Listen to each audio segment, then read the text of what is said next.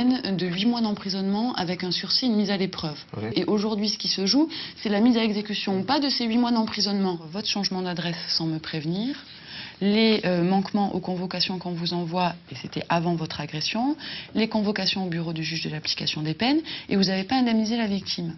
Pour que les choses soient claires, je vous ai indiqué très exactement ce que j'attendais sous 15 jours. Oui, d'accord. Il n'y a pas de problème. Donc on est bien d'accord. Moi, je reprends votre dossier dans 15 jours. Si j'ai pas les éléments que je demande, on se revoit avec le procureur de la Je vous envoie les République. papiers ici, en fait. Exactement, vous À la avez chambre. l'adresse. Le juge de l'application des peines, c'est le juge qui intervient après la condamnation pour définir et contrôler l'application des peines qui sont prononcées.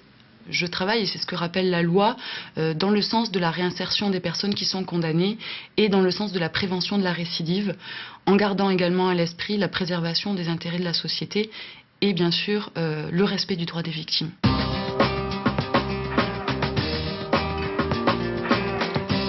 Le juge d'application des peines, il n'étudie pas seulement les dossiers sur papier. Concrètement, on est amené de toute façon à rencontrer les détenus quand on les voit en prison. C'était une mesure de libération conditionnelle.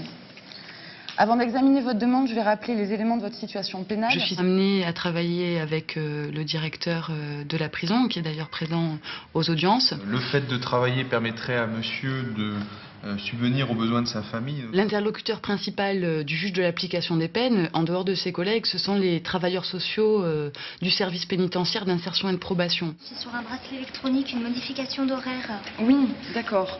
Alors, il n'y a pas eu d'alarme de déclencher en ce qui concerne ce monsieur depuis le début? Non, non, tout va bien, il n'y a pas de souci, il respecte ses obligations. Quand une personne bénéficie d'une mesure de libération conditionnelle, ça veut dire qu'à sa sortie de prison, elle va être suivie. Je reçois donc les personnes pour leur notifier leurs obligations et ensuite elles sont prises en charge de façon régulière par le conseil d'insertion et de probation.